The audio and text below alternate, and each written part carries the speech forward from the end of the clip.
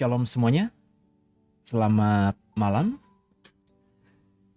Senang di live ya malam hari ini di program yang baru dari pelayanan The WBSD, Gereja The WBSD. Saya beri nama programnya Deep Talk with saya gitu ya. Dan sebelum kita sharing, nanti Bapak Ibu silakan ya kalau mau respon, mau bertanya atau apapun itu ya, saya persilahkan nanti. Kalau memang saya bisa jawab, akan saya jawab. Kalau tidak ya, saya biasanya minta waktu. Tapi sebelum kita mulai, kita mau andalkan Roh Kudus untuk beracara dan program ini berdampak apa tidak gitu ya, jadi berkat buat setiap kita. Yuk satu hati kita doa. Bapak yang baik, terima kasih buat segala kemurahan-Mu. Mengucap syukur malam hari ini bisa bersama di live Instagram dan juga TikTok lewat program Deep Talk with Pasi. Kami mau memahami kebenaran lebih lagi, maka Roh Kudus beracaralah, kami siap diberkati oleh-Mu. Haleluya. Amin. Minta maaf, saudara. Ya. Saya mau sharing tentang materi yang saya beri tema Sorga di Bumi. Di dalam doa Bapa kami, ya, doa yang diajarkan langsung oleh Yesus kepada kita, kepada murid-muridnya, ada kalimat kan, jadilah kehendak-Mu di bumi seperti di surga gitu. Jadi Yesus meminta atau mengajarkan para muridnya untuk berdoa dan berharap agar kehendak Bapa di bumi itu seperti di surga. Kehendak Bapa di surga itu apa? Kehendak Bapa di surga itu apa? Sebab ketika kita berkata, jadilah kehendak-Mu di bumi seperti di surga, nah kita kan harus bertanya. Kita kan harus mendalami gitu. Kehendak Bapa di surga itu apa gitu. Dan kita tidak boleh menafsirkan semaunya sendiri. Kita memahami kehendak Bapa di surga itu ternyata kehendak kita. Tentu enggak. Kehendak manusia kan sifatnya sangat kedagingan gitu ya. Pengen mobil, pengen rumah, hidup kaya, diberkati, and so on gitu. Terus ketika kita berdoa, jadilah kehendak-Mu di bumi seperti di surga, terus kita imajinasinya kehendak Bapa di surga itu seperti yang kita harapkan. Tentu tidak. Kalau kita belajar tentang Bapa dengan dalam gitu ya, kehendak Bapa di surga itu kan adalah kesempurnaan. Karena surga bicara mengenai kesempurnaan. Kesempurnaan itu bentuknya damai sejahtera, sukacita, kebahagiaan. Karena di surga itu kita bersamanya. Jadi kesempurnaan atau perfect itu kita bisa rasakan nanti di surga. Jadi ketika Yesus mengajarkan kita agar berharap pada Bapa, agar yang ada di surga itu bisa dialami kita di bumi, itu artinya kita berharap sungguh kesempurnaan yang ada di surga itu bisa kita rasakan juga di bumi ini. Tentu kesempurnaan sekali lagi ya, bukan dalam perspektif kita, tapi dalam perspektif Bapa. Kalau kesempurnaan dalam perspektif kita kan bisa berarti wajah yang putih, hidung yang mancung gitu kan saudara ya. Kalau gitu mah bukan kehendak-Mu di surga terjadilah di bumi, tapi udah kita langsung nabung aja pergi ke Korea. Seperti yang dilakukan oleh banyak orang yang berduit gitu ya, artis-artis ke Korea, suntik sana, suntik sini, operasi sana, operasi sini, pulang-pulang udah mancung, sudah putih gitu ya. Nggak perlu berdoa gitu. Jadi pertanyaannya, bisa nggak kita berharap bahwa kehendak Bapa yang di surga itu bisa kita alami di bumi? Kalau ditanya bisa nggak, tentu bisa dong. Kenapa alasannya? Karena Yesus yang mengajarkan murid-muridnya untuk berdoa demikian. Yesus yang mengajarkan murid-muridnya untuk berharap demikian kepada Bapa. Jadi kalau berkata, nggak mungkin apa hidup di bumi itu seperti di surga. Nggak mungkin kita bisa merasakan surga ketika di bumi. Lah saudara berarti tidak percaya kepada Yesus. Lah kalau sudah nggak percaya kepada Yesus, ya udahlah, ya saya angkat tangan lah. Tapi kalau kita Kristen, kita kan percaya akan hal itu. Maka kalau ditanya bisa apa tidak, bisa. Kenapa? Ya karena Yesus yang mengajarkan kepada kita. Agar kita berdoa, jadilah kehendak-Mu di bumi seperti di surga. Nah, surga itu apa? Nah, ini pertanyaan lagi. Ketika kita tadi sudah bertanya, kehendak-Mu terjadilah di bumi seperti di surga, kita tadi kan sudah bertanya, kehendak Tuhan di surga itu apa? Ya, kehendak Tuhan itu berarti yang ada di hatinya Bapa, di hatinya Tuhan. Tentu artinya itu kesempurnaan, karena di surga memang sempurna, sudah saya jelaskan tadi. Nah, sekarang pertanyaan berikutnya, surga itu apa?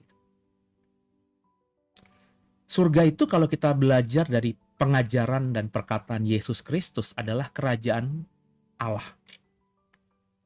Kalau kita baca di Alkitab, Markus 1 ayat 15 itu adalah ayat di mana Yesus pertama kali berkata-kata atau mengajar sebagai seorang rabi atau guru. Markus 1 ayat 15 kalimatnya, bertobatlah, kerajaan Allah sudah dekat. Bertobatlah dan percayalah kepada Injil. Itulah perkataan Yesus. Yesus yang berkata bahwa kita harus bertobat dan percaya bahwa kerajaan Allah sudah dekat. Kerajaan Allah sudah dekat. Itu perkataan Yesus. Dan perkataan Yesus ini tidak orisinil, tapi kalau kita baca misalnya dalam Matius pasal 3 ayat 2, Yohanes Pembaptis pun pernah berkata demikian. Ya. Bertobatlah, bertobatlah sebab kerajaan Allah sudah dekat. Kerajaan Allah sudah dekat. Yohanes mengatakan sudah dekat, Yesus mengatakan sudah dekat. Jadi kerajaan Allah itu apa? Kerajaan Allah adalah pemerintahan Allah mulai terwujud di bumi ini. Dan ketika Yohanes Pembaptis dan Yesus berkata sudah dekat, berarti pemerintahan Allah di bumi ini sudah dekat. Dan dalam konteks pemahaman iman Kristen, dimulai sejak pelayanan Yesus Kristus. Jadi hidup di bumi seperti di surga, itu berarti kita mengalami surga di bumi ini. Dan itu sangat mungkin. Surga itu adalah kerajaan Allah. Berarti ketika kita beriman agar bisa merasakan surga di bumi, kita berarti dengan sadar harus mau hidup dalam prinsip-prinsip kerajaan Allah. Jadi kita mohonkan kepada Bapa agar kehendaknya kerajaan Allah itu yang sempurna itu terjadi atas kita saat kita masih hidup di bumi ini. Dan itu sangat mungkin. Berarti kalau kita berdoa demikian, kita berharap demikian kepada Bapa, maka kita harus dalam kesadaran kita mau hidup dalam prinsip-prinsip kerajaan Allah di bumi. Kerajaan Allah, kalau kita mau mendalami kebenaran, kalau saya ngomong kebenaran berarti Alkitab. Kerajaan Allah itu bukan soal sorga yang tidak nampak. Saya ulangi lagi ya.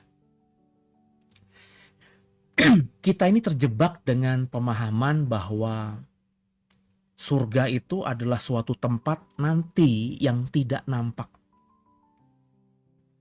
Saya tidak ngomong benar salah di sini.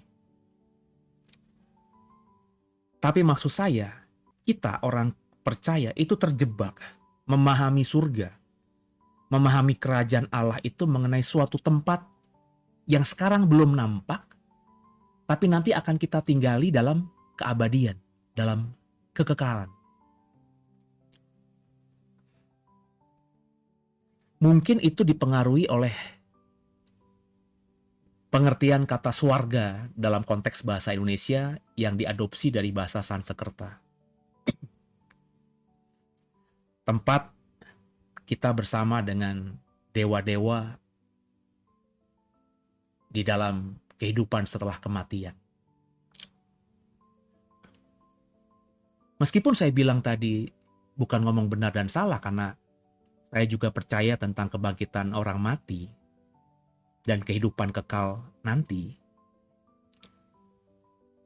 Tapi memahami surga hanya bicara mengenai suatu tempat yang nanti dalam keabadian baru kita rasakan, itu membuat akhirnya Bapak Ibu saya, saudara saya, itu tidak bisa mengalami hidup di bumi seperti di surga. Jadi kita berdoa, jadilah kehendakmu di bumi seperti kehendakmu di surga. Kita beriman, hidup di bumi seperti di surga. Tapi secara nggak langsung kita sendiri yang membatasi itu nggak mungkin terjadi. Kenapa? Karena kita terjebak dalam pemahaman bahwa surga itu bicara mengenai kehidupan nanti. Yang tidak kita bisa lihat ketika kita masih hidup di bumi ini. Jadi saya coba ingin membuka perspektif saudara bahwa kerajaan Allah itu bukan cuma bicara mengenai surga yang tak nampak, surga yang nanti. Tapi kerajaan Allah itu bisa kita rasakan, ada di bumi ini. Bukti-buktinya sudah saya singkapkan tadi. Yohanes Pembaptis dan Yesus berkata bahwa bertobatlah, sebab kerajaan Allah sudah dekat. Nah, itu kan berarti mengindikasikan bahwa kerajaan Allah itu yang gak lama setelah Yohanes dan Yesus berkata demikian akan dirasakan oleh siapapun yang mendengar perkataan Yohanes Pembaptis dan juga mendengar perkataan Yesus dan kemudian percaya akan apa yang mereka perkatakan. Coba kita buka ayat Alkitab Bapak Ibu. Ya, izinkan saya membaca ya. Lukas pasal yang ke-17. Lukas pasal yang ke-17 kita baca ayat yang ke-20 sampai dengan ayat yang ke-21. Lukas 17 ayat 20 sampai 21 saya baca buat saudara. Lukas 17 ayat 20 21. Atas pertanyaan orang-orang Farisi, apabila kerajaan Allah akan datang, Yesus menjawab, katanya, kerajaan Allah datang tanpa tanda-tanda lahiriah. Juga orang tidak dapat mengatakan, lihat, ia ada di sini, atau ia ada di sana. Perhatikan baik-baik kalimat berikut ini. Sebab sesungguhnya kerajaan Allah ada di antara kamu. Saya sedang tidak menafsir, saya sedang mengutip perkataan Alkitab. Saya belajar untuk mengatakan ya, tidak. Bahwa kalau saya bilang ini tafsir. Tapi kalau ini firman Tuhan. Dan yang saya barusan sampaikan itu firman Tuhan. Itu perkataan yang keluar langsung dari mulut Yesus bahwa kerajaan Allah ada di antara kamu. Kerajaan Allah ada di antara kita. Itu makanya kalau kita baca Matius 6 ayat 33 mengatakan, carilah dulu kerajaan Allah dan kebenarannya, maka semuanya akan ditambahkan kepadamu. Kita disuruh mencari kerajaan Allah. Supaya kita bisa ditambahkan apapun juga oleh Allah. Lah bagaimana mungkin kita bisa mencari kerajaan Allah kalau kerajaan Allah tidak ada di sekitar kita? Kan begitu logikanya. Makanya saya selalu mengatakan kepada saudara, ayo kita belajar jadi orang Kristen yang kalau mau memahami sebuah topik, kita harus komprehensif. Dalam Lukas 17 ayat 20-21 tadi dikatakan bahwa kerajaan Allah ada di sekitar kita. Matius 6 ayat 33 Yesus mengatakan, carilah dulu kerajaan Allah dan kebenarannya, maka semuanya akan ditambahkan kepadamu. Maka kerajaan Allah itu ya di sekitar kita, makanya bisa kita cari. Jadi kalau Bapak, Ibu, dan saya mau mencari kerajaan Allah, mau mencari surga, karena kerajaan Allah itu kan bicara surga. Benar ya? Maka pasti kita bisa temui yang namanya kerajaan Allah atau surga itu di sekitar kita. Bapak Ibu sudah sampai belum pada apa yang saya sampaikan? Saya bilang tadi, saya ulang lagi ya. Minta maaf ya, supaya kita mengerti dulu, point of view-nya biar ngerti. Kita tuh kalau ngomongin surga, kita terjebak dalam sebuah etimologi atau terminologi bahwa surga itu adalah suatu tempat yang nanti akan kita bisa tahu dan kita bisa rasakan di dalam keabadian, di dalam kekekalan, dalam kehidupan nanti, bukan di bumi ini. Itu perspektif semua orang beragama tentang surga. Makanya orang-orang di bumi ini berusaha untuk mengejar surga. Dan hampir semua orang yang mengejar surga itu percaya gak mungkin bisa merasakan surga di bumi ini. Surga adalah tempat yang jauh.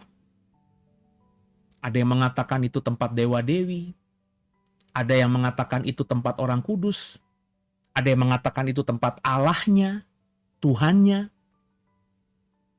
Apapun deskripsi orang tentang surga, intinya semua orang yang percaya adanya surga itu mengatakan bahwa surga itu jauh.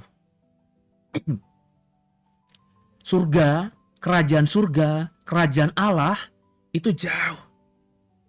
Kita nggak bisa menemukannya di bumi ini. Kalau Bapak Ibu punya pemahaman demikian, monggo silahkan. Tapi saya hari ini sedang membagikan dalam perspektif Alkitab. Alkitab saya mengatakan bahwa dalam Lukas 17 ayat 20-21 yang sudah saya baca tadi, Alkitab mengatakan, firman Allah mengatakan bahwa kerajaan Allah ada di antara kamu. Yesus juga dalam Matius 6 ayat 33 mengatakan, carilah dulu kerajaan Allah dan kebenarannya, maka semuanya akan ditambahkan dalam hidupmu. Ini perintah untuk mencari. Kalau Yesus menyuruh kita untuk mencari, maka pasti kalau dicari, dapat dong. Dan yang mencarinya kan orang percaya yang masih menjadi manusia di bumi ini. Berarti artinya kalau kita sebagai manusia dan kita mau mencari kerajaan Allah,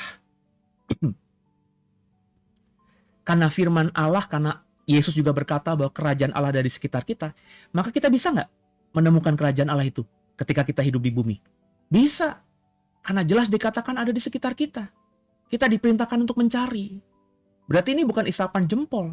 Ini sesuatu yang realita dalam perspektif Alkitab, dalam perspektif iman Kristen kita.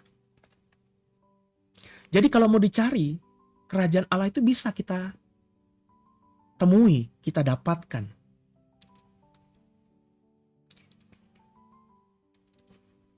Ada firman katakan, minta maka kau dapatkan, cari kau akan menemukan. Matius 6 ayat 9-10 bahkan berkata dalam doa Bapa kami itu, datanglah kerajaanmu. Ya. Jadilah kehendakmu di bumi seperti di surga. Jadi kerajaan Allah, sorga,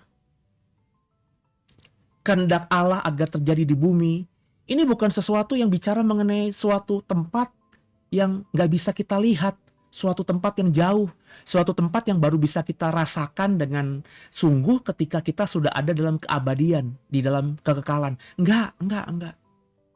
Meskipun kita bisa memahaminya demikian. Tapi kalau mau menganggap bahwa surga, kerajaan Allah itu baru nanti setelah kita mati, kita baru bisa merasakannya kalau kita percaya sebagai upah dari keselamatan yang kita sudah terima. Bukan itu. Sebab di bumi pun kita mestinya bisa mencari kerajaan Allah itu. Sebab Yesus berkata kerajaan Allah ada di sekitar kita. Yesus mengatakan dalam doa Bapa kami, datanglah kerajaan-Mu, jadilah kehendak-Mu di bumi seperti di surga. Dia perintahkan carilah kerajaan Allah dan kebenarannya. Berarti ketika kita di bumi, kita bisa menemukan kerajaan Allah.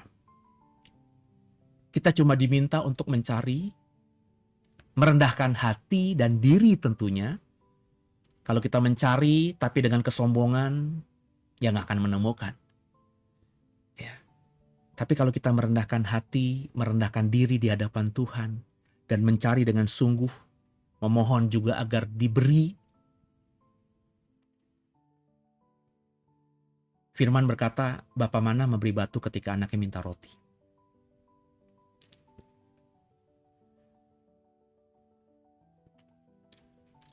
Kita pasti akan dapatkan, Bapak Ibu. Kenapa?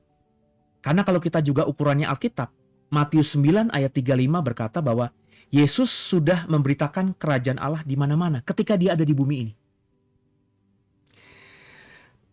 Yesus itu memberitakan kerajaan Allah di bumi ini. Dia sudah menabur kerajaan Allah di bumi ini. Dia sudah menempatkan dengan kuasanya kerajaan Allah di bumi ini. Makanya dia berkata, cari kerajaan Allah dan kebenarannya. Makanya dia berkata, kerajaan Allah ada di sekitarmu. Makanya dia berkata, minta diberi dong, ketuk dibukakan pasti. Nah pertanyaannya kita aja yang belum sampai pada kesadaran. Sehingga akhirnya meskipun kita berdoa Bapa kami setiap hari, datanglah kerajaan-Mu, jadilah kehendak-Mu di bumi seperti di surga. Otak kita, di alam bawah sadar kita berkata, itu hal yang nanti. Karena sorga, kerajaan Allah, kehendak Allah di surga itu baru kita rasakan nanti kalau kita sudah mati dan mati dalam iman percaya dan akhirnya kita sudah ada di sana. Ketika di bumi, ya nggak bisalah kita menemukan surga. Surga dan bumi, dua hal yang berbeda, bro. Maka ada istilah langit dan bumi. Perbedaan yang sangat luar biasa. Sorga dan bumi, perbedaan yang luar biasa. Kalau kepercayaan lain mengatakan bahwa surga itu seperti itu, ya monggo. Tapi sebagai seorang hamba Tuhan, pelayan Tuhan, saya ingin membagikan kebenaran kepada saudara bahwa sorga itu ada di bumi. Kerajaan Allah itu ada di sekitar kita. Makanya kita disuruh carilah kerajaan Allah dan kebenarannya. Apalagi Yesus sudah menabur kerajaan Allah di mana-mana di muka bumi ini. Nah pertanyaannya, kita sudah cari atau belum? Atau kita sudah memahami ini belum? Sebab banyak orang Kristen tidak memahami hal ini.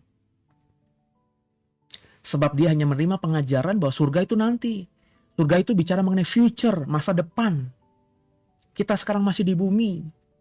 Maka hidup di bumi seperti di surga itu impossible. Bisa hidup di bumi merasakan kerajaan Allah itu mustahil. Lah, bagaimana mustahil? Orang itu perkataan Yesus. Kalau kau berkata mustahil, berarti kau tidak percaya perkataan Yesus. Berarti kau berkata Yesus bohong. Lalu bagaimana kau menyikapi pengakuan imanmu sebagai orang Kristen yang artinya adalah pengikut Kristus? Lah, Yesus saja yang berkata demikian, kau tidak percayai perkataannya, kan begitu? Nanti dalam banyak hal saya coba akan berbagi soal hal ini, Bapak Ibu ya. Saya tentu tidak akan bisa bagikan semua yang ada di kepala saya, di hati saya dengan vulgar gitu di dalam program ini.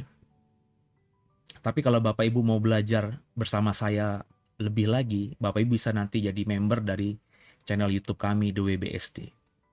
Ya. Di situ akan saya mengajar tanpa batas. Saya nggak takut di situ. Saya ekspresikan semua pemahaman saya di situ. Karena memang di situ tidak untuk konsumsi umum, hanya untuk orang-orang yang mau belajar bersama saya tentang kebenaran. Jadi kerajaan Allah bisa nggak kita rasakan di bumi? Bisa. Makanya Yesus sudah mengajarkan itu. Bahkan topik tentang kerajaan Allah itu termasuk menjadi topik pengajaran yang cukup punya persentase besar dari seluruh yang diajarkan Yesus kepada murid-muridnya. Itu ada di Matius, ada di Markus, ada di Lukas. Bapak Ibu tentu pernah mendengar perkataan begini. Hal kerajaan Allah seumpama, hal kerajaan surga seumpama. Itu Yesus lagi mengajarkan soal kerajaan Allah. Selama ini kita memahami Yesus sudah mengajarkan surga yang nanti itu loh. Surga yang tak nampak itu loh. Entah kenapa kita itu memahami surga itu seperti itu. Yang bagi saya itu ya sesuatu yang merupakan kekurang tepatan, ya, ketidaktepatan dalam memahami kebenaran.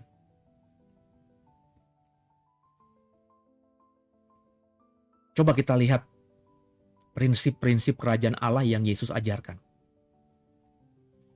Sebab kalau orang bicara kerajaan Allah itu pasti bicaranya mujizat, ngusir setan, hal-hal seperti itu. Meskipun tidak bisa disalahkan pemahaman seperti itu, tapi kerajaan Allah bukan cuma bicara soal mujizat dan pengusiran setan. Kerajaan Allah itu sebenarnya bicara mengenai sebuah kehidupan yang akan dialami oleh orang-orang yang sudah sampai pada kesadaran. Sehingga meskipun hidup di bumi, dia bisa merasakan seperti hidup di surga. Nah, beberapa hal yang bisa kita pelajari dari perkataan Yesus tentang hal ini apa? Misalnya kita baca di dalam Lukas 13 ayat 18 sampai 21. Di situ dikatakan kerajaan Allah seperti biji sesawi dan ragi. Biji sesawi itu kecil. Lebih kecil dari semua biji-biji yang ada. Tapi ketika dia tumbuh, dia bisa menjadi besar dan menjadi tempat bernaung dari burung-burung. Ragi itu ditaruh sedikit saja di adonan tepung, maka tepung itu akan mengembang. Meskipun ragi yang diberikan hanya kecil dibandingkan tepungnya, prosentasenya nggak signifikan. Tapi biji sesawi dan ragi itu bisa berdampak. Itulah kerajaan surga. Jadi dari perumpamaan ini Yesus ingin mengatakan bahwa kerajaan surga itu nggak muluk-muluk. Nggak sesuatu yang wow gitu, bombastis gitu. Kerajaan surga itu mengenai hal-hal yang kecil. Karena kecil, sering diabaikan sama orang. Orang akhirnya tersadarkan ketika yang kecil itu sudah menjadi besar. Seperti biji sesawi, tidak dipandang, tapi ketika sudah menjadi pohon yang besar, orang baru memandang. Kenapa? Bisa tempat menjadi berteduh dan bahkan makhluk hidup lainnya bisa hidup dari situ, berteduh di situ. Ragi juga kan siapa yang memikirkan ragi? Banyak orang di rumah itu pasti punya tepung terigu, tapi ragi belum tentu. Tapi kalau orang sudah lihat kue apapun itu, nggak mungkin bisa makan kue atau melihat kue yang indah kalau dalam adonan tepung terigu yang mau dibuat kue itu tidak dicampurkan ragi. Jadi kerajaan Allah itu mulai dari hal yang kecil, Bapak Ibu. Apa Pak Seno? Semuanya. Soal belajar mengasihi yang paling sederhana. Mengasihi siapa? Mengasihi orang tua kita lah. Mengasihi siapa? Anak kita lah. Mengasihi siapa? Pasangan nikah kita lah. Itu kan yang paling sederhana. Lakukan hal kecil. Kerajaan Allah itu ketika dimulai nggak nampak. Kayak biji sesawi itu dipandang sebelah mata pun tidak. Seperti ragi dipandang sebelah mata pun tidak. Tapi ketika sudah menjadi sesuatu, baru harganya luar biasa.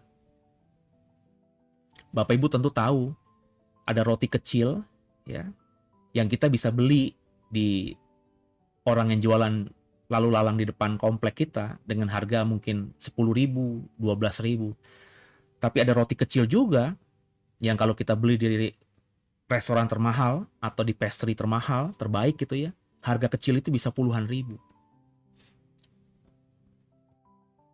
Dan semua itu bisa harganya mahal karena ada ragi di situ. Meskipun hanya beberapa butir, kalau ragi itu bisa dihitung dalam bentuk butir.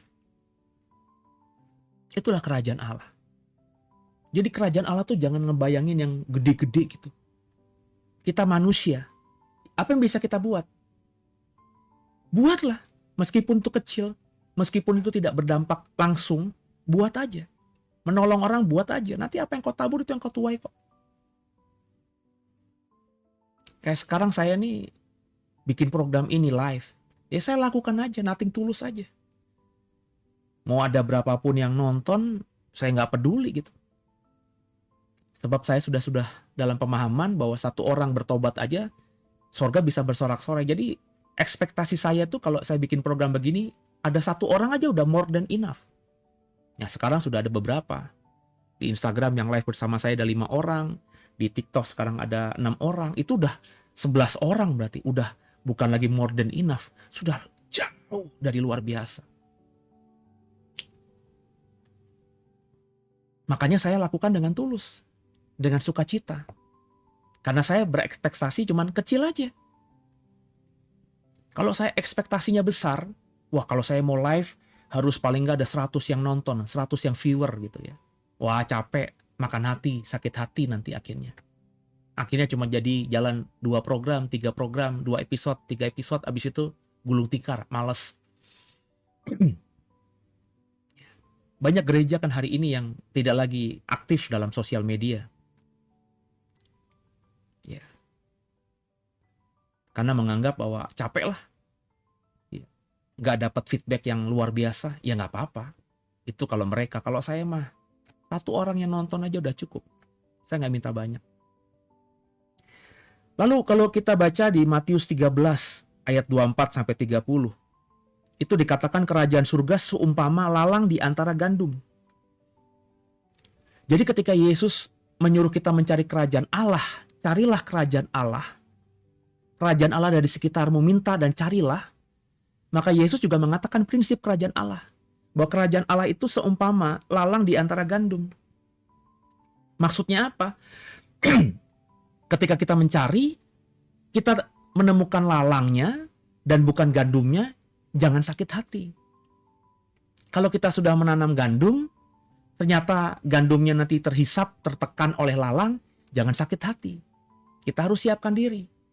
Bahwa di bumi ini, kita tidak mungkin bisa memuaskan banyak orang. Pasti ada aja yang negatif. Ada aja yang berpikir jahat. Ada aja yang gak percaya. Gak mungkin kita bisa mempercayakan perkataan saya, perkataan kita dipercaya oleh semua orang, gak mungkin. Bahkan mungkin ketika pendeta terkenal buat program yang nonton ada langsung 100.000 viewer sekalipun, atau jutaan viewer sekalipun, tetap lebih banyak yang tidak suka sama dia dibanding yang suka. Kan begitu Bapak Ibu. Sebab kalau semuanya suka, maka kalau ada pendeta yang terkenal sharing apapun di sosial media, maka seluruh orang Kristen yang punya media sosial pasti akan nonton kan gitu. Tapi kan faktanya enggak. Meskipun jumlahnya wow 100.000, 10.000, tapi orang Kristen lain yang tidak mau nonton dia kan pasti jauh lebih banyak. Makanya jangan terlalu berekspektasi tinggi. Ya. Mulai aja kerjakan yang kecil seperti tadi ragi dan juga biji sawi. Dan ketika menghadapi tantangan, ya wajar, lewati aja. Jadi ketika kita hidup dalam bumi dan berharap kita bisa hidup di bumi seperti di surga,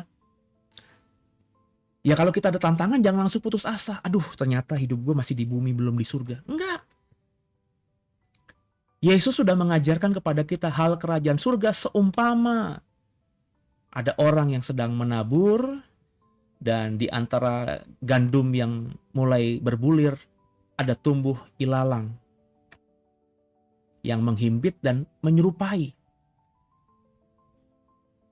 Dan ketika ada hamba-hamba berkata, kami sabet aja semuanya. Jangan, kata Yesus. Kata Tuhan yang punya ladang itu. Kalau kamu sabet, itu bukan cuma lalang yang tercampak, tapi juga gandum dan bulirnya akan tercampak juga. Udah biarin aja. Biar aja tumbuh sama-sama. nggak apa-apa. Nanti yang gandum akan kita pinggirkan dan yang lalang akan kita bakar nantinya.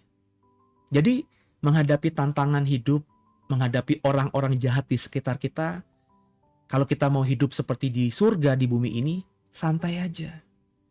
Jangan baperan, jangan merespon dengan cepat kalau ada orang yang negatif kepada kita. Dan jujur ini saya juga lagi belajar Bapak Ibu.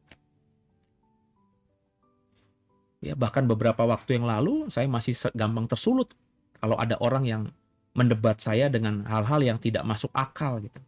Tapi sekarang ya saya bilang biasa aja lah. Ya. Terlebih ketika saya menemukan bahwa orang yang selama ini mendebat saya, ternyata saya tahu ya kapasitasnya seperti apa. Ternyata ada juga yang masih anak-anak. Ya. Ada juga orang yang dewasa tapi dari ekspresi-ekspresi postingan sosial medianya, saya bisa mengukur gitu kemampuan dan kapabilitas orang ini seperti apa. Jadi kemarin-kemarin saya tanggepin dia ya, saya yang bodoh, bukan dia yang pintar, saya yang bodoh gitu. Ya. Makanya sekarang saya belajar untuk ya sudahlah, kalau ada orang yang berbeda dengan saya udah biarin aja. Dulu mah kalau ada orang berbeda langsung kita respon. Apalagi kita yakin yang kita ajarkan adalah kebenaran. Jadi biarin aja. Nanti yang menghakimi adalah Yesus kita. Jadi lakukan aja bagian kita Bapak Ibu. Kalau kita sebagai gandum bertumbuh, mulai tumbuh bulir-bulirnya, itu di kiri kanan kita ada ilalang yang berusaha menghimpit kita. Tapi meskipun bulir-bulir gandum akan terpengaruhi karena banyak vitamin, banyak mineral, banyak makanan diserap juga oleh lalang. Tapi tetap kok kita nanti akan berbuah Bapak Ibu. Dan nanti di akhirnya ketika panen, kita akan ditaruh di lumbung, bermanfaat bagi umat manusia. Sedangkan yang lalang itu akan dibakar sia-sia, dibuang begitu saja. Kemudian kalau kita baca lagi perumpamaan tentang kerajaan surga yang Yesus ajarkan, ada di Matius 13 ayat 44 sampai 46. Dikatakan dalam Matius 13 44 46 itu, kerajaan surga, kerajaan Allah seperti harta terpendam dan mutiara yang berharga. Jadi dalam kisah itu ada orang lagi mencangkul atau mengolah tanah. Ternyata paculnya, ya, alat untuk menyangkul tanah itu membentur sebuah harta karun, harta yang dipendam. Maka dia langsung timbun lagi supaya nggak ada yang tahu. Dia jual semua yang dia bisa jual, termasuk rumah-rumahnya. Mungkin orang-orang terdekatnya tidak tahu kenapa dia jual. Mungkin bersungut-sungut juga, tapi udah tenang, percayalah sama gue. Dia dapat uang cash, dia beli tanah itu dengan harga yang mahal. Yang punya tanah kan nggak tahu apa-apa. Ketika ditawar dengan harga di atas pasaran pasti diterima. Dibeli, baru ketika tanah itu sudah menjadi miliknya, tempat di mana dia menemukan harta karun itu digali lagi, dan akhirnya dia dapat tanah dan dapat kekayaan yang luar biasa karena di tanah itu tersimpan harta karun. Mutiara kan juga seperti itu, ya. Ketika orang menemukan mutiara yang mahal, yang bagus, yang indah, dia jual semua hartanya, terus dia beli tanah itu, dan ketika dia membeli tanah itu, properti itu yang ada mutiara yang mahal itu, maka dia dapat tanahnya dan juga dapat harta yang luar biasa. Artinya, kalau Bapak Ibu mau hidup di bumi seperti di surga, dan kita mau mencari kerajaan Allah, karena Yesus berkata kerajaan Allah ada di sekitar kita dan kita suruh mencari kerajaan Allah itu, maka kita harus fokus, harus sungguh-sungguh. Jangan mencari dengan setengah hati. Ya, kalau menemukan haleluya, kalau nggak menemukan juga it's okay, nggak apa-apa. Jangan begitu, harus sungguh-sungguh. Ya. Harus fokus. Ya. Fokus dan tidak boleh mengabaikan apapun. Itulah prinsip kerajaan Allah. Hal yang kecil bisa kita lakukan asal yang terbaik. Kemudian juga tadi diajarkan bahwa Kalau ada orang nggak suka sama kita melakukan hal-hal yang baik itu, biarin aja. Kita nggak bisa puasin semua orang. Jangan terpengaruh sama satu dua orang itu. Capek, kita nggak mungkin bisa puasin satu orang. Nanti ada aja orang lain yang tiba-tiba nggak puas juga. Yang tadinya kawan bisa jadi lawan, yang jadi lawan bisa jadi kawan. Jadi hidup di dunia kan begitu. Hidup di dunia tuh nggak ada kawan sejati, nggak ada lawan sejati. Seperti orang-orang yang berpolitik itu kan. Kayak hari ini dapat kabar katanya ya, belum benar ya, tapi isunya kan PDI Perjuangan akan mencalonkan atau mencoba menjadikan Anies Baswedan sebagai calon gubernur DKI. Ini kan lucu Bapak Ibu. Kalau terjadi saya ketawa aja gitu, nggak habis pikir. Tapi ini kan belum terjadi, masih desas-desus ya. Jadi ya walau alam gitu. Tapi andai kata terjadi, ya kan lucu aja. Di dalam Pilgub dulu PDI Perjuangan dukung Ahok, terus terzolimi sama si Anies dan politik agamanya ya. Kemudian dalam Pilpres kemarin juga berseberangan. Tapi tiba-tiba di pilkada yang nanti ini 2024 ini kalau jadi kan lucu. Berarti tidak ada kawan sejati, tidak ada lawan sejati. Dan di dunia itu begitu. Jadi santai aja. Ya. Ada tantangan, santai aja. Yang penting kita fokus. Fokus untuk melakukan hal-hal yang sederhana tadi. Hal yang baik itu bicara mengenai kerajaan surga. Ya. Kalau kita sudah mau hidup dalam kerajaan surga itu nggak ada musuh. Kasihilah sesamamu manusia seperti dirimu sendiri. Kasihilah musuhmu. Itu kata Yesus. Jadi nggak ada musuh. Nah kalau kita sudah sampai pada kesadaran ini, kita bisa loh hidup di bumi seperti di surga itu loh. Meskipun realitanya kita masih hidup di bumi. Kemudian kalau kita baca Matius 13 ayat 47 sampai 52, kerajaan surga seperti pukat. Ya. Pukat itu atau seperti jala ya, tapi bukan jala ya. Jala itu masih tidak melanggar hukum, tapi kalau pukat itu, Bapak Ibu tahu nggak pukat itu? Pukat itu biasanya dikerjakan oleh 2 atau 3 kapal dengan jaring yang besar sekali. Misalnya ini ada 2 kapal ya, ini ada jaring yang mungkin jaraknya antara kapal satu dengan kapal lainnya itu mungkin 1 kilo ya. Terus jaring yang besar itu ditarik sama-sama dari tengah menuju ke daratan, ke pantai ya. Kemudian baru jaring atau pukat itu ditarik oleh para nelayan yang siap di pantai. Jadi ikan-ikan tuh yang ditarik itu, karena kan ikan yang terjebak di antara 2 jala ini kan nggak bisa kemana-mana. Terseret ke bibir pantai dan akhirnya ditarik. Itu makanya pukat itu ilegal. Kenapa? Karena semua ikan bisa terjaring. Termasuk terumbu karang. Jadi merusak alam. Ikan yang seharusnya masih kecil, diambil pun nggak akan laku. Mestinya dibiarkan dulu di hidup normal sampai dewasa, sampai dia gede baru dikonsumsi atau dipanen. Tapi ini karena oleh pukat tertarik juga. Baru kemudian kalau kita baca dalam Matius 13, ikan-ikannya disortir. Yang kecil dibuang, yang gede dikumpulkan untuk dijual dan dikonsumsi. Jadi hal kerajaan surga juga seperti itu Bapak Ibu. Intinya kita diajar untuk memilih yang baik. Di bumi ini semuanya bisa kita dapatkan. Dengan handphone kita ini, kita bisa akses apa saja. Ya. Hari ini paling tidak saya agak random nih. Saya pagi tadi dengerin Rabi Yahudi berkhotbah. Kemudian siangnya saya dengerin seorang guru spiritual yang kayaknya dari Kejawen ya, memberikan podcast bertanya jawab soal sedulur papat. Kalau Bapak Ibu orang Kejawen, Bapak Ibu tahulah itu ya. Ya. Kita ini kata punya sedulur papat ya. Ada kakang kawah lah dan seterusnya. Saya juga baru tahu gitu ya. Tapi saya dengerin gitu ya. Terus tiba-tiba saya tadi nonton juga tentang hasil-hasil Piala Eropa, dan juga barusan saya beberapa jam terakhir saya fokus sama berita-berita tentang dunia peternakan, ya kambing, domba lagi gitu. Setelah hampir beberapa bulan saya nggak pernah nontonin, tiba-tiba tadi muncul, saya tonton lagi. Ada update ilmu. Jadi hari ini saya dapat banyak hal yang baru.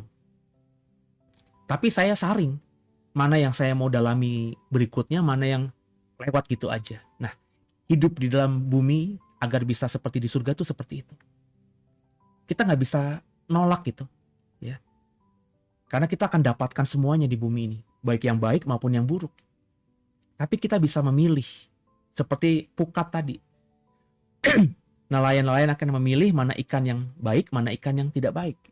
Kita harus memilih juga. Jadi intinya Bapak Ibu, kerajaan surga atau kerajaan Allah itu hanya yang mau hidup baik di dalam Tuhan, yang mau fokus hidup di dalam Tuhan ketika hidup di bumi ini.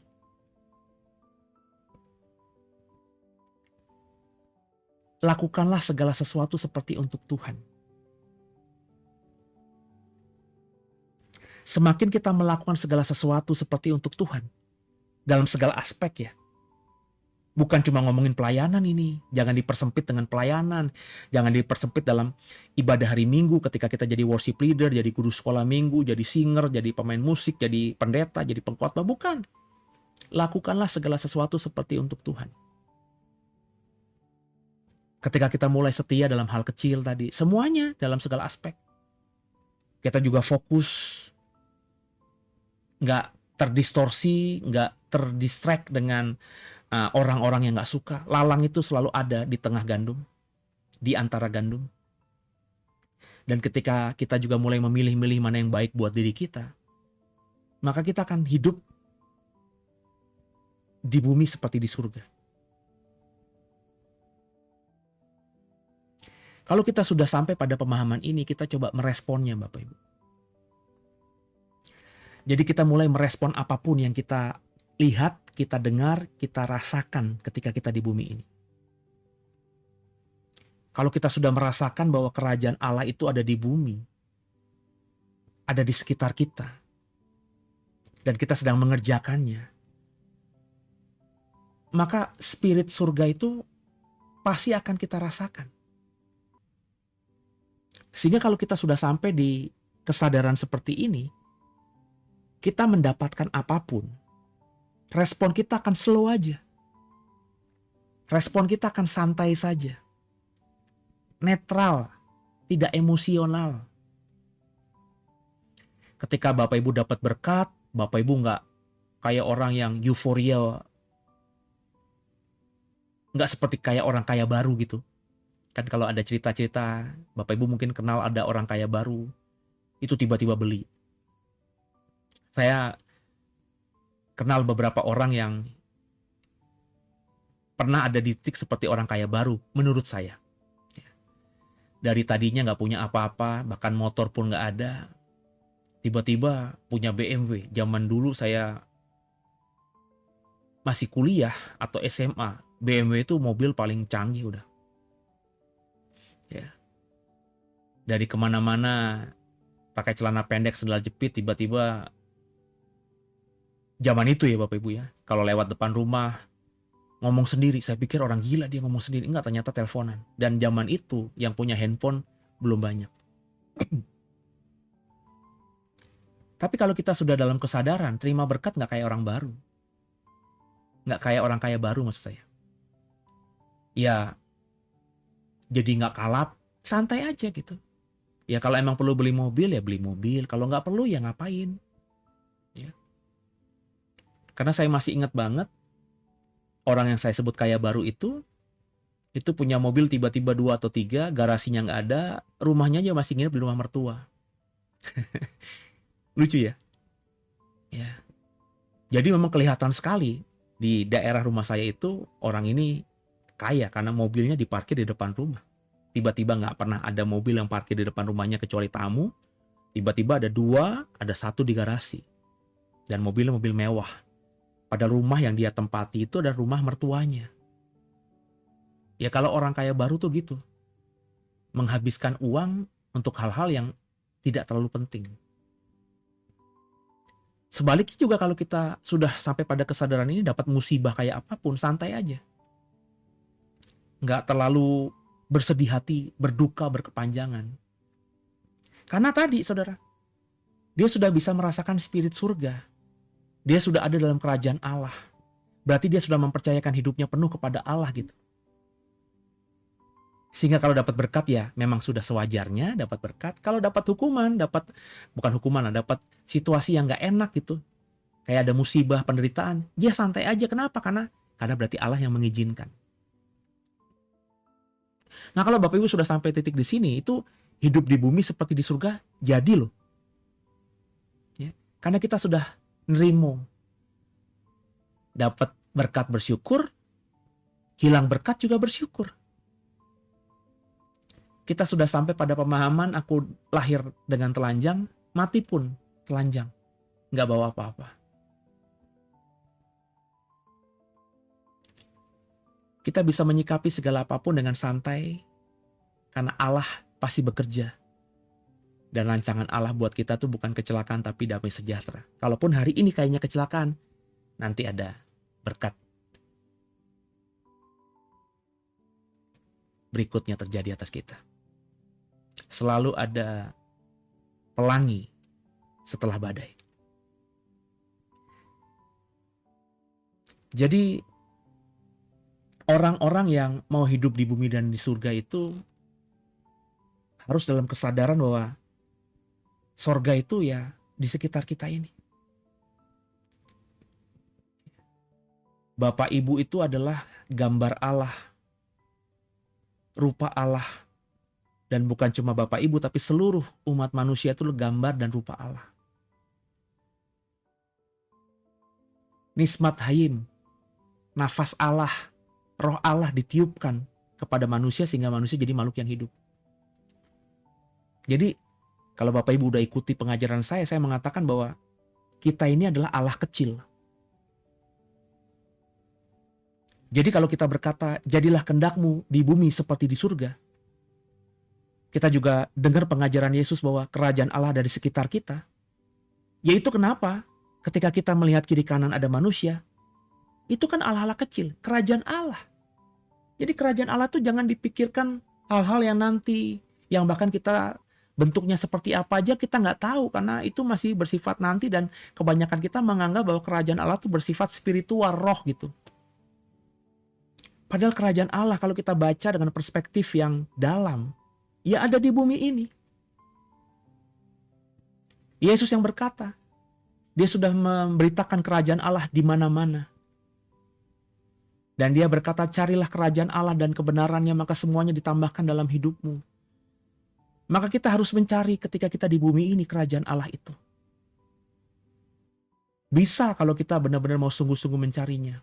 Bisa kalau saya bilang tadi, kita mengikuti prinsip-prinsip kerajaan Allah yang diajarkan Yesus ketika Yesus berkata hal kerajaan surga seumpama. Itu bukan hal-hal yang sulit-sulit kok. Yang kecil-kecil. Seperti tadi, ragi, seperti tadi, apa tadi itu, biji sesawi. Makanya coba nanti habis ini kalau Bapak Ibu mau menghidupi prinsip-prinsip kerajaan Allah di bumi ini, semua pengajaran Yesus yang bicara mengenai hal kerajaan surga seperti baik yang ada di Matius, Markus maupun Lukas, coba di dalamnya. Coba tanya Roh Kudus dan bergumul dengan Roh Kudus supaya kita bisa mengerti kedalamannya.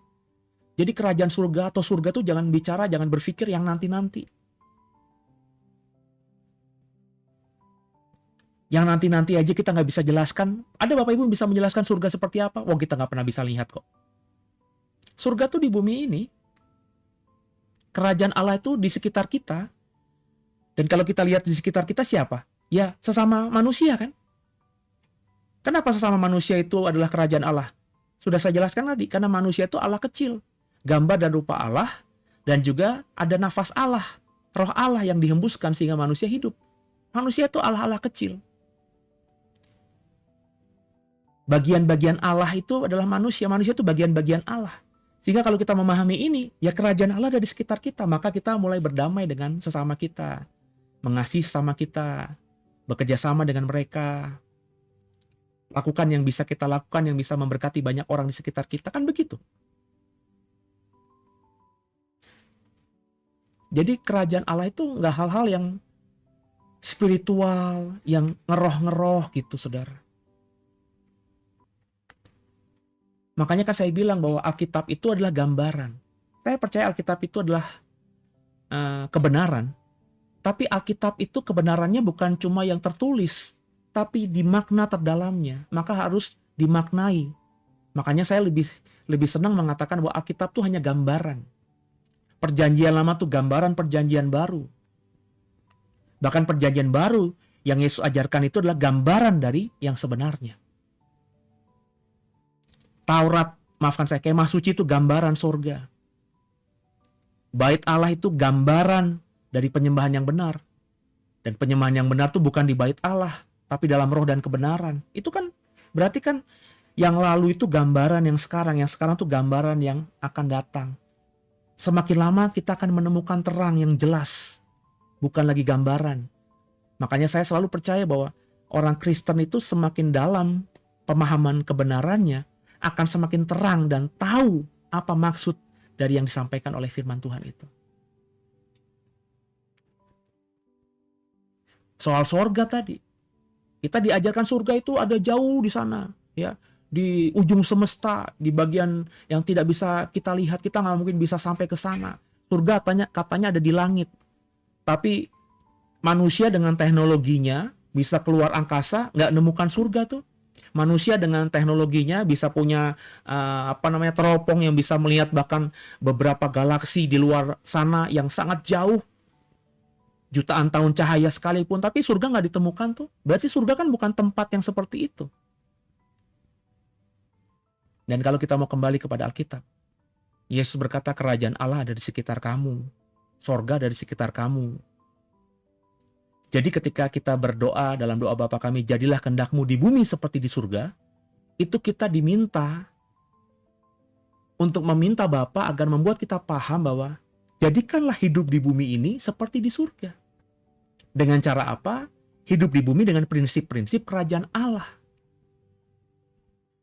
Maka mulai hargai sesama manusia dan bahkan makhluk hidup yang lainnya itu sebagai apa? Sebagai ciptaan Allah, gambaran Allah.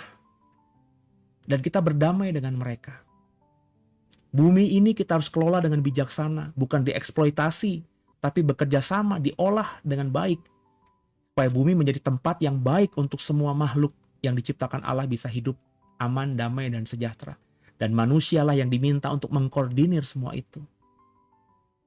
Kita nggak mungkin bisa membuat semua manusia bisa seperti kita kan, tapi paling tidak kita mulai dengan diri kita.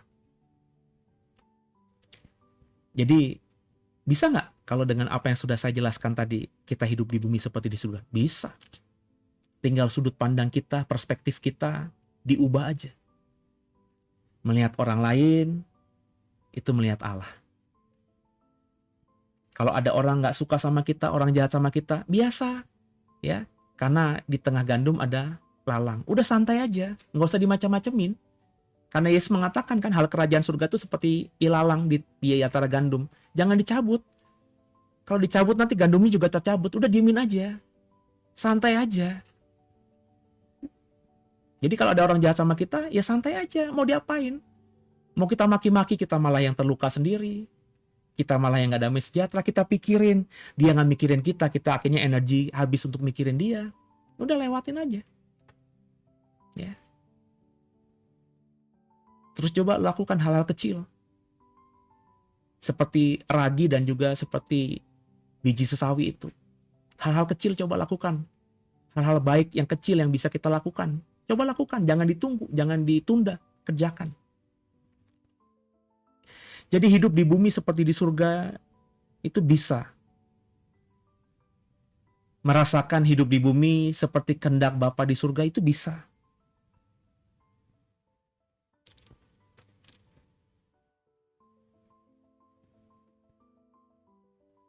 Tinggal kita mau apa tidak melewatinya. Maka mulailah, kalau kau mau sepakat dengan saya di malam hari ini, berusaha untuk menciptakan surgamu di bumi ini. Gak usah beriman nanti aku pasti hidup di surga, gak usah. Kejauhan, nanti itu kejauhan. Mulailah hari ini. Ciptakanlah surga di bumi. Bisa kalau kau ganti kacamata, kau ganti perspektif, kau ganti pikiran yang negatif jadi pikiran yang positif, hati yang negatif hati yang positif. Kau melihatnya dalam perspektif Allah. Memakai mata Allah untuk melihat, memakai telinga Allah untuk mendengar, memakai mulut Allah untuk berkata-kata. Maka lepaskanlah berkat kepada banyak orang. Ampuni yang jahat.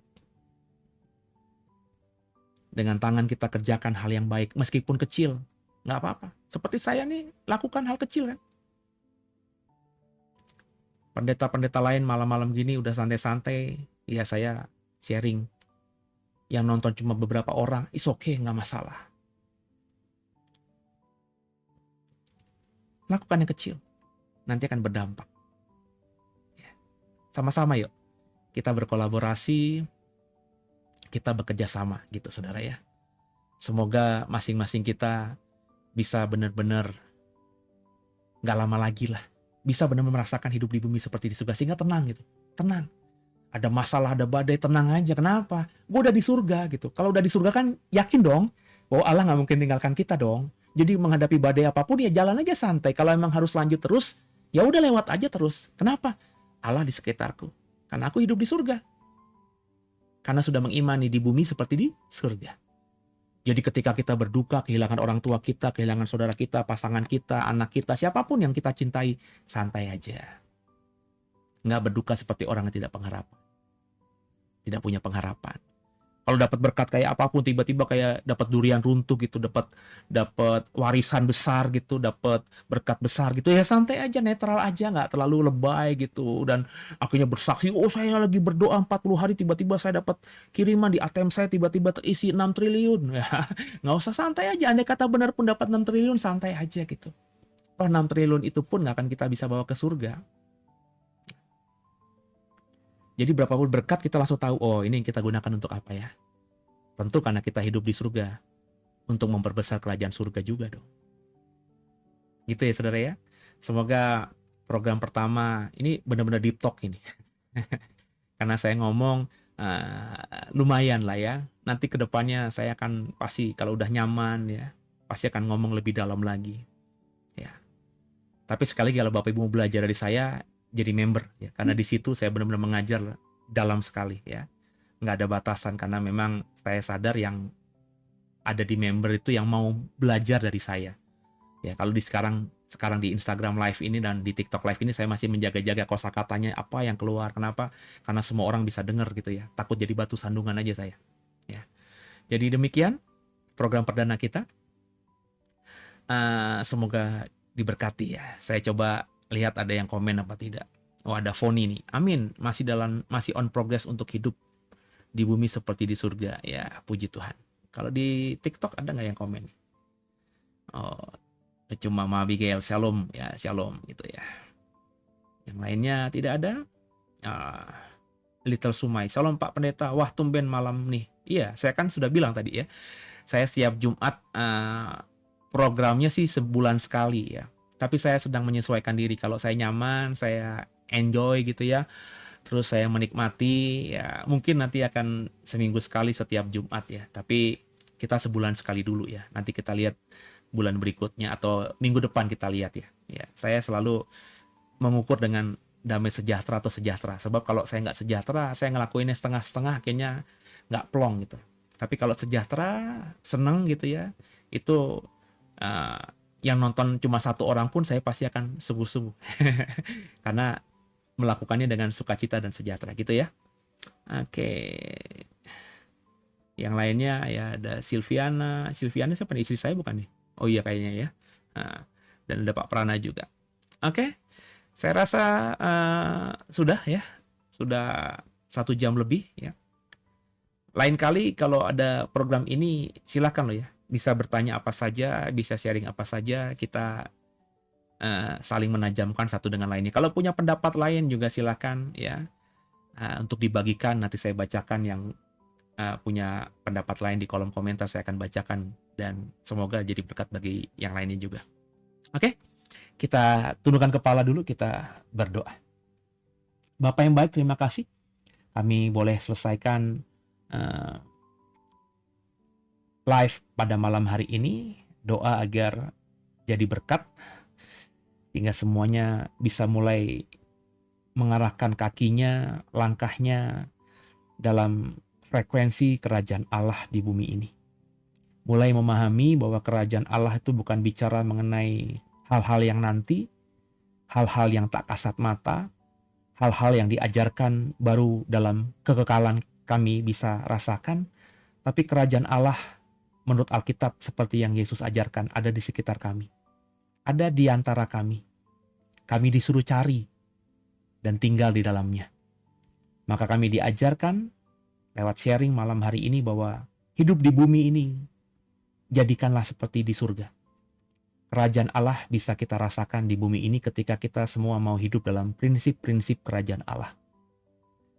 Dengan cara melihat semua yang ada di sekitar kita, terutama manusia sebagai gambar dan rupa Allah atau Allah-Allah kecil.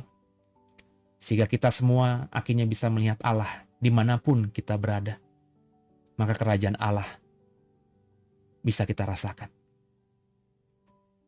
Semoga apa yang diseringkan dipahami. Roh Kudus tolong setiap kami, memampukan kami agar memahami kebenaran semakin hari semakin dalam. Berkati istirahat kami nanti malam. Kami percaya kami tidur dalam berkat Tuhan. Ampuni salah dosa kami. Yesus Kristus kaulah Tuhan Juru Selamat kami yang hidup. Nggak ada yang lainnya. Hanya kaulah Tuhan dan Raja kami. Dan ke dalam tangan-Mu lah kami serahkan tubuh, jiwa dan roh kami, Bapa. Kaulah pemilik hidup kami. Dan doa ini kami tutup di dalam nama Anak Allah yang hidup, nama Yesus Kristus yang sudah mengajar kami berdoa. Bapa kami yang di surga, dikuduskanlah nama-Mu, datanglah kerajaan-Mu, jadilah kehendak-Mu di bumi seperti di surga. Berikanlah kepada kami pada hari ini makanan kami yang secukupnya, dan ampunilah akan kesalahan kami seperti kami juga mengampuni orang yang bersalah kepada kami. Dan janganlah membawa kami ke dalam pencobaan, tapi lepaskanlah kami daripada yang jahat, karena Kaulah yang punya kerajaan, dan kuasa, dan kemuliaan, sampai selama-lamanya. Haleluya, terpujilah nama-Mu, kekal selamanya. Amin.